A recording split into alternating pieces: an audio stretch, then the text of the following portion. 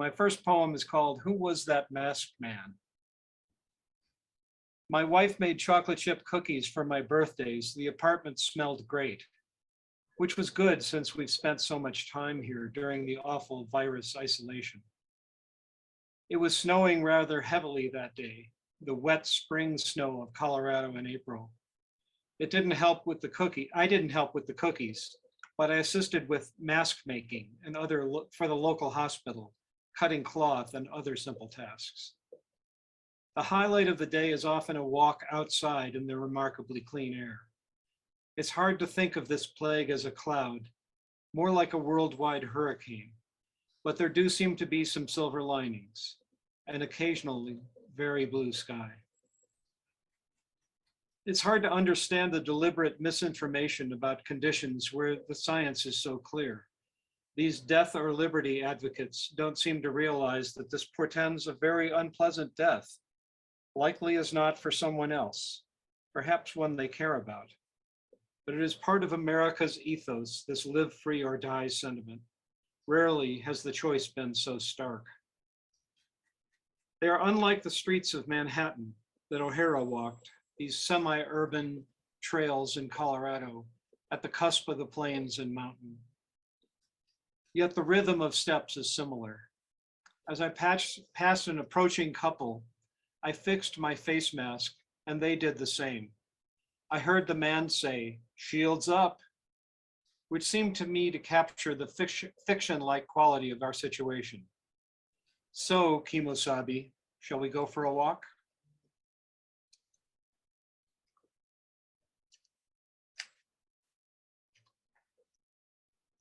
This next poem is a sestina, and I assume that I'm talking to poets, you know what that is, but basically it's a series of stanzas where the last words of each line are repeated in subsequent stanzas.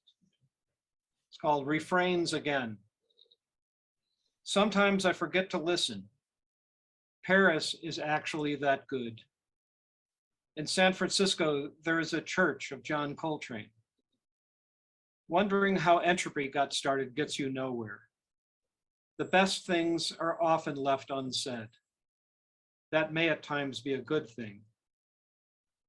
Every city is a living creature, not a thing to be trifled with.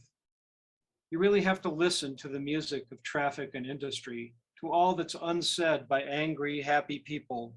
Listen for the good some people have made. Here where once was nowhere, in a world that contrived to give us Coltrane. Truth is, were it not for the divine music of Mr. Coltrane, I might not be who I am, might be some other something, biding my time in some other nowhere, never to have learned the deep secret of how to listen. But no, at bottom that argument is just no good. Life's influence is so much richer than one prayer left unsaid. Yet sins of omission, hard truths left unsaid, run contrary to the audible reality Coltrane expressed with his lofty, discordant melodies. He confronted the good with not so much bad as difficult. He seemed to try for the thing that spoke most clearly to those who would take time to listen, to his Buddhistic insight that time exists in the middle of nowhere. But perhaps I read too much into the notes. I may get nowhere. With this semi-coherent ramble, leave too many things unsaid.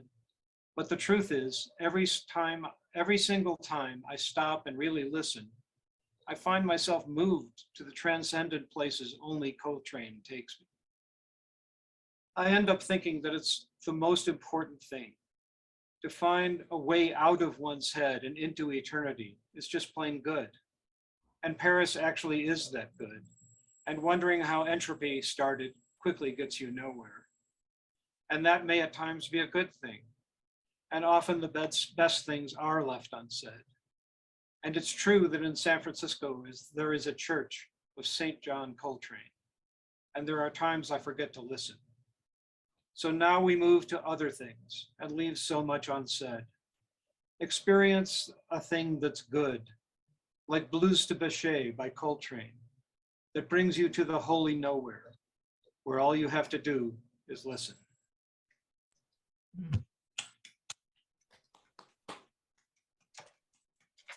Those were from my book. I'm going to read a couple more that are more newly fashioned poems. So they're, as is always the case, until a poem is published, it's a work in progress. So I'm not saying these are final forms. But this one is called Now About Those Monkeys. Turns out after all these years, we needn't have worried much about their frenzied antics, nor the dogs nibbling on my biscuits. They were hungry, they always are. And biscuits smelled of grease and flour and sugar.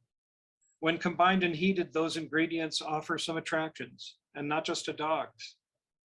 Porridge, on the other hand, has limited appeal, filling though, to be sure, and nutritious. The dogs have gone now to take a nap in the sunbeam across the floor, while the monkeys, much to my surprise, have developed an interest in Elizabethan drama. They've asked for typewriters.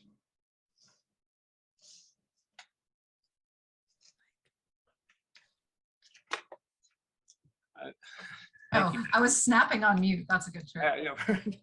I want to read one more, and this is a very recent creation. And this poem has an epigraph. We do not come into this world, we come out of it. Baba Ram Das. Thinking about Rilke's archaic torso. Bang, and here we are. The universe exists because we are here to imagine it. A dog lifts his foot, but enough about the dog. Sometimes when it is cold enough, snow falls from the sky. It's a boy dog and a hind foot. In March here, tulips pop up through the snow, small glimmers of hope.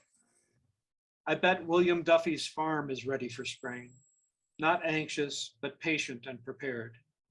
Next week, it will still be not quite spring. The dog likes to be scratched behind his ears.